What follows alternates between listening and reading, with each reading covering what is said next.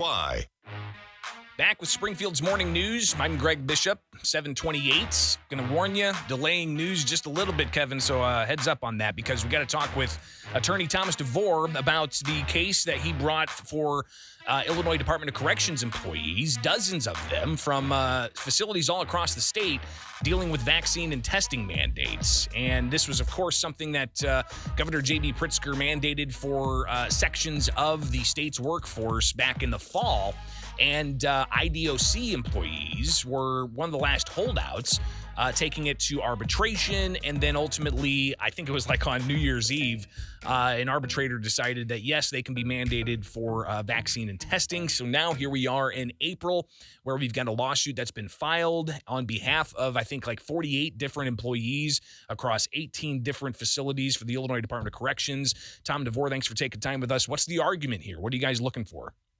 Well, the argument's pretty much very similar, Greg, to the one we made to Judge Grishow as it relates to the teachers and the public schools, is that, this is the governor, not so much the governor even anymore, to be honest with you. The Illinois Department of Corrections and the school district, they desperately are trying to couch this as a workplace issue, right? But if you read their briefs closely, it's got nothing to do with the workplace. They all want to talk about the pandemic and how it's a world issue and a national issue. And to that extent, I agree with them. It is a world and a national issue, which means it's not a workplace issue. It's got nothing to do with the working environment.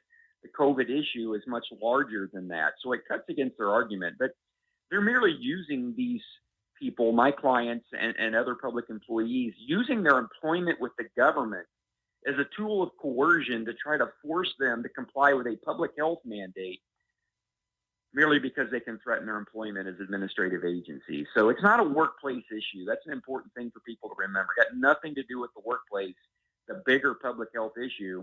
And the law says you can't force the public to vaccinate or test for a public health issue unless you give them their rights under the law.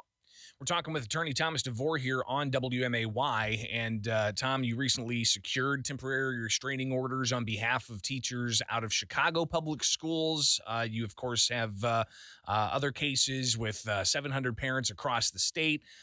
So these temporary restraining orders, I mean, this is just one step in these cases. You're looking to get a temporary restraining order against IDOC on behalf of these employees. What happens next with it? If you were to get a temporary restraining order against IDOC and you've got these other restraining orders, what are the next steps in this case?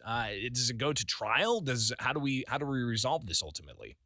That's a good question. And actually the case with the parents that you're talking about now it's grown to almost 1,600 parents because the joinder was successful. And so that case, 1,588 families, I think, or something of that extent. But we're going to come back and we're actually going to get a final ruling, Greg, because there has to be resolution of these matters. It's unfortunate that the legislature continues to hide from these issues. Governor's kind of still hiding from them right now for the most part because it's an election year and nobody wants to talk about it. But the public deserves a resolution as to what can expect, what does the law require, right? Our arguments that we're putting forth, again, and the governor has his arguments or had them. Again, I'm always going to say past tense now because he's kind of in hiding. They have to be resolved. The people have to have some understanding. And so we're going to come back to the court. We're going to get final rulings on these cases, however the courts want to rule. And there's going to probably be rulings that are inconsistent. Judge Grishow may rule different than Judge Asher, who's another judge in Sangamon County. Some of these other cases they're trying to now, Greg, it's interesting. All along, they wanted all these cases in Springfield. Every public agency across the state wanted them in Springfield. Well, now all of a sudden, the cases we have in Springfield, they're trying to send them back to the counties which they came from. It's a big forum shopping game that's going on right now. And again, sadly, the legislature won't solve these problems. They could.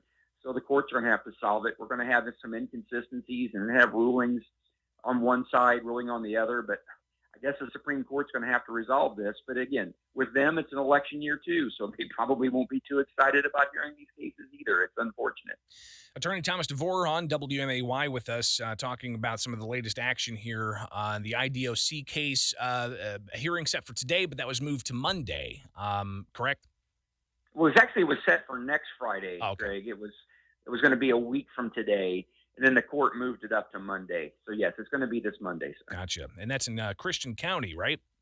Correct, sir. Again, there's 46 or 48 individual men and women. They work at 18 different facilities.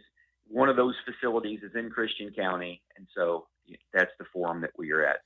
And as you mentioned, the Supreme Court might have to take this up, but of course has to go through the appellate court. And recent appellate court decision on a couple of different cases, and I don't know all the background on these cases, but it seems to deal with some kind of employer somewhere requiring COVID-19 vaccines. And one of the things they say here is that the employers have not quarantined or isolated any employees, nor have the employers threatened to do so. And seeming to strike down the plaintiffs in this case, saying that their rights are being deprived by having COVID-19 vaccine or testing mandates in place. What's your response to that? That the appellate court at least saying that in some cases, the employers are not the ones issuing these quarantines. I read that brief or that opinion a little bit. I haven't read all the underlying briefs in that case, so I'm not familiar with the arguments on both sides. But when I saw the language about quarantine, I found that odd because we're not talking about quarantine or isolation under subsection C of the Health Act. We're talking about other specific provisions. And that opinion, a couple of things that I had some concerns with. One, there's a jurisdictional question of whether or not the collective bargaining rights and the Labor Relations Act applies first and foremost before the court. And the appellate court didn't even address that, which they should have, because that's a threshold issue that they had to determine, and they kind of glossed over that. So, that was one of the things I noticed about that. And another one that I noticed, it appears the court, again, continues to refer to this as a workplace issue, right? A workplace issue, almost like it's a private employer.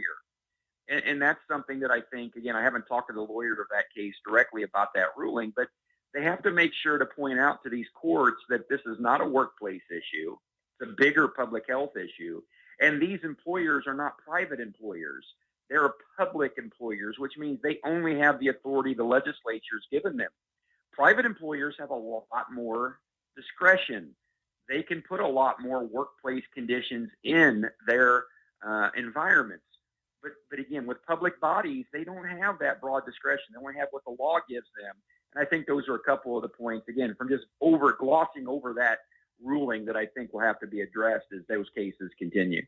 Attorney Thomas DeVore, also a candidate for Illinois Attorney General, so we'll have to talk more about that in the future as we rapidly progress towards the June 28th primary. Greatly appreciate you taking this extended time with us today. Thank you, sir. It is Springfield's Morning News now at 7:36, and Kevin